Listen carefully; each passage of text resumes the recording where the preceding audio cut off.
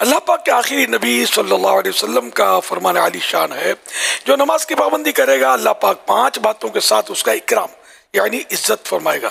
Number 1 اس سے تنگی، اور نمبر 2 قبر کا عذاب دور فرمائے گا۔ نمبر 3 اللہ پاک نامہ اعمال اس کے سیدھے ہاتھ میں دے گا۔ نمبر 4 وہ پل صراط سے بجلی کی سی تیزی سے گزر جائے گا۔ اور نمبر 5 جنت میں بغیر حساب داخل ہوگا۔ اور جو سستی کی وجہ سے نماز چھوڑے گا اللہ پاک اسے 15 سزائیں دے گا، 5 دنیا میں، 3 موت کے وقت، 3 قبر میں، اور 3 قبر سے نکلتے وقت۔ دنیا میں ملنے والی 5 سزائیں: نمبر 1 اس کی عمر سے برکت ختم کر دی جائے گی۔ نمبر 2 اس کے چہرے سے نیک بندوں کی نشانی مٹا دی جائے گی۔ نمبر 3 اللہ پاک اسے کسی عمل پر ثواب نہ دے گا۔ نمبر 4 اس کی کوئی دعا آسمان تک نہ پہنچے گی۔ اور نمبر 5 نیک بندوں کی دعاؤں میں اس کا کوئی حصہ نہ ہوگا۔ موت کے وقت دی جانے والی 3 سزائیں: نمبر 1 وہ ذلیل ہو کر مرے گا۔ نمبر 2 بھوکا مرے گا۔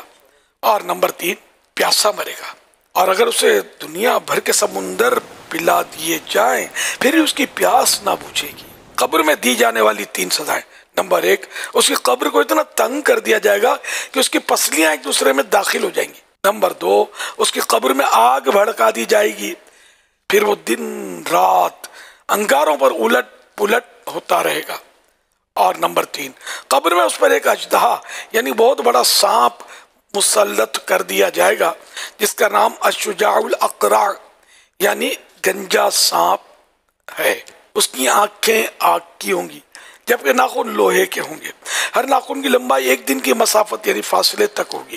وہ میت سے کلام یعنی بات کرتے ہوئے کہے گا، میں الشجاع الاقرع یعنی گنجا سانپ ہوں۔ اس کی آواز کڑک تار بجلی کی سی ہوگی۔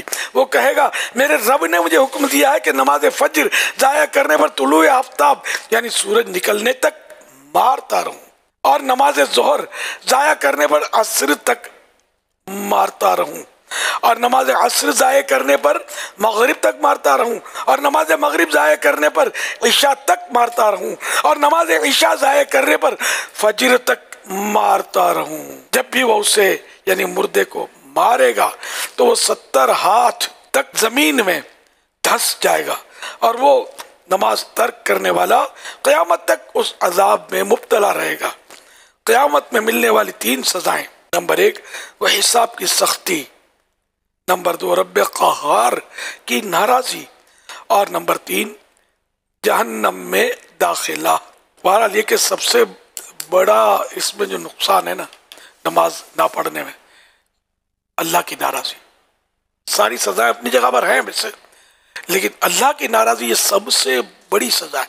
اگر کوئی اس پر غور کر لے تو، اور ہمیشہ مطلب یہ ذہن میں رکھے اور گڑگڑاتے رہیے اللہ کی بارگاہ میں کہ یا اللہ تو راضی رہنا، مولا تو راضی رہنا، تو ناراض نہ ہونا۔ اگر رب ناراض ہوگا تو پھر بربادی مقدر ہے۔ اللہ پاک ہمیشہ کے لیے ہم سے راضی ہو جائے۔